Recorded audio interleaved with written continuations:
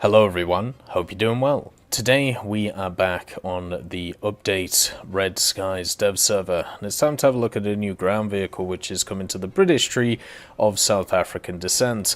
This is the Concept 3, and it's actually coming in at rank 3 battle rating 4.3. You can actually find it in the subtree of the South Africans between the SARC Mark 6 6-pounder and also the Rattle 90, so it'll be that little bridge at rank 3 that this little part of the tech tree needed. At 4.3, you've got a kind of interesting lineup that doesn't exist. The vehicles you have are the Churchill 3 and then the Achilles, and the Achilles is actually going down in BR, so this is going to be 3.7. So you might have to up tier it into 4.7, but I think this thing is actually definitely able to do that because of its main armament. The main armament that this thing has is the 77mm OQF Mark II cannon. This you can actually find on the Comet, which is already in the British tech tree. The only difference between them is the Comet gets access to that crazy APDS round, which is really, really good, where the Concept 3 is only stuck with the standard AP rounds, but still, with the Shot Mark 8, can pen 152, 122, 52, and leaves a hell of a hole in whatever target it fights. Looking at the rest of the modifications for the Concept 3, you have access to airstrike and improved optics, showing that it will get scouting, or at least it should get scouting, also artillery support, and something you don't normally see at this BR. A laser rangefinder. You hardly even see a rangefinder at this BR, but seeing a laser one, that is pretty impressive. Remember, when it comes to realistic as well, they have changed some of the mechanics around the laser rangefinder, so once you laser rangefind, the gun will automatically move to what you have laser range found, so therefore making it a little bit more useful. When it comes to the general armor properties of the Concept 3, it's very similar to a lot of the other South African vehicles. It is big, it is bulky, it is lightly armored. It doesn't have a ton of armor on it, 35mm at most. Most autocannons will tear this thing apart.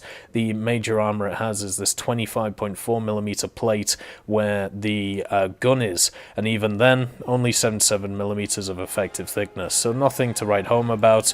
The survivability of these machines that the South Africans have actually come down to the rounds going through the machine and coming out the other end and not doing too much damage compared to actually getting into it and exploding. So the Concept 3 kind of has that on its side because it is so lightly armored, but also it is absolutely massive. It has 4 crew, so if you hit the turret, it will get popped. It'll be interesting to see what they decide is the first stage ammo stowage. If it's this, or if it's this, or if it's this, it won't be too bad, but if they decide that this setup here, behind the loader's head near the cannon breech, is the first stage ammo stowage, it's going to be so easy to pop this thing. Think about Tiger 2 syndrome, where the Tiger 2 has to store ammo in the back of its turret. Basically, by doing that, it means that if you penetrate through the turret or the side of the turret, the whole thing explodes. That will be exactly the same on the Concept 3, apart from you don't have any armor really to stop the shells hitting that. So the survivability of this thing comes down really only to its size, and that's about it. Not even the ammo placement can save you. With a 4-man crew, it does give you a loader and a pretty good reload, if I'm honest with you. 6.8 seconds on my crew that I have right now is nothing to really laugh about. Obviously I have a pretty good crew, but you can get that down to 5.9 seconds with an ace crew.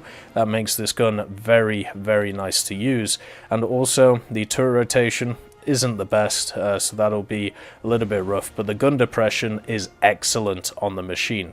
The thing that lets this vehicle down is the same thing that lets pretty much all of these South African vehicles down, is the engine power. The engine power is light, only 209 horsepower on this machine, plus obviously the transmission is really nice. The maximum speed of 83 kilometers an hour you might be able to get up to, but most of the time you're not going to get anywhere near close to it. The low end acceleration on these machines is really rough compared to a lot of other ones that you actually find out there, and that is the down downfall for these things, so getting to battle positions takes a little bit of time, but you can still eventually get there.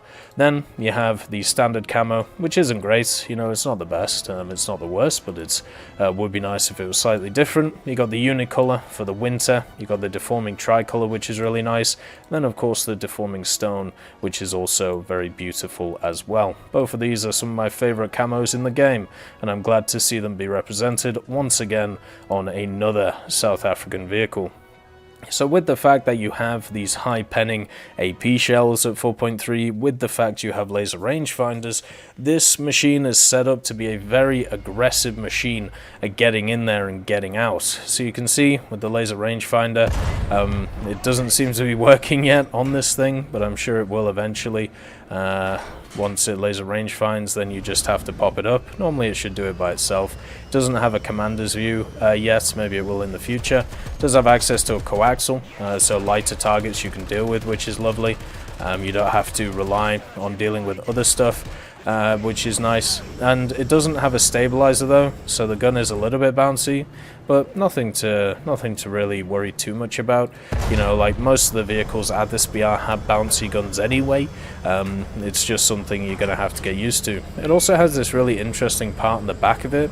You can see, I'm guessing this is part of the cooling system, where just above the engine area, where it has these like little squares. I might be wrong about that, but I think it's a really interesting design. And with the 8 wheels that this thing has, it should be able to maneuver around terrain at a canter once you get the engine upgrades. The issue I had with stuff like the Rattles when I spaded them is that after going from the Sarks to the Rattles, I found that they were not very fast, right? They were pretty slow and pretty sluggish around the place, whereas something like this, once you get it up to a little bit of speed, such as 20 kilometers an hour, it's able to motor around the place at a good click. And also with the ammunition that this thing has, I really think it has a great opportunity to be an aggressive scout. With the addition of the overpressure mechanic though, and with it being so big, I do worry about the fact that this machine may easily be killed by stuff such as artillery. I've been playing the Roycat MTTD recently, and what I found with that machine is it is pretty survivable when facing APFSDS, which is the major round that you face, but then once somebody calls arty on you, everything goes pear-shaped. And with this machine being so large, I think it might also be an issue for it. And even if it doesn't kill it, it's going to knock out some wheels, killing its mobility, making it very, very hard to use. You can see it's nearly as big as a King Tiger, which is obviously one of the largest machines around the BR of 6.7. Now, you may have noticed another thing that's quite interesting about this machine. The suspension it has is incredibly loose. It's very bouncy as it goes around, meaning that once you fire, keeping on target is going to be quite hard to do, because you wobble all over the place, and I think that's absolutely fascinating and kind of fantastic. I like it when you have vehicles which kind of bounce around. You know, when the Centauro was first looked at on the dev server, especially the MGS, when you fired the gun, it ended up being just nearly flipping itself. The PTL-02 was the same way, and a bunch of other machines were similar as well. So I wouldn't be surprised if that gets toned down, but I kind of like the fact that it bounces around the place and just has a little bit of fun. These South African vehicles, if you haven't played them yet, are a great mix of mobility, once you get it up to a little bit of speed, good guns in general, apart from the Rattles, and generally just a nice little different playstyle compared to machines which you find generally in the British tech tree. One of the major issues with the British tech tree is it relies on vehicles which don't have a ton of reverse mobility. So you kind of, once you get into areas, you kind of get stuck there. But stuff like the Concept 3 is incredibly quick going backwards, meaning that you can get into positions and out of them very fast. It also means that you can reposition a lot easier, and for a scout vehicle that is incredibly important to be able to scout around the place and have a bit of fun and just kind of enjoy yourself as you go around. And that's the thing about the South African vehicles. They can be frustrating at times because of their light armor, because of their low engines, but I've got to say overall, I've had a fantastic time playing them, and any more of them that are added, including this Concept 3, or even the 1 or 2 which may be seen in the future, I'm looking forward to. And this to me is one of those vehicles which is my pick of this update. One of the ones I'm going to enjoy the most, and definitely looking forward to already. Hopefully the turret rotation isn't that bad when it's stock, and hopefully at the same time we can deal with the engine issues. I hope you all have a wonderful day, and I'll see you next time. I'd like to thank BRFC, Swollen Ostrich, Teddy, John Ryman, Universe A, Conte Baraka, Eugens Terry, Ambrosius McClellan, Daniel Stanton, Martinez, B. Young, Lafouche, Barine and Samuel Schlick for supporting the channel.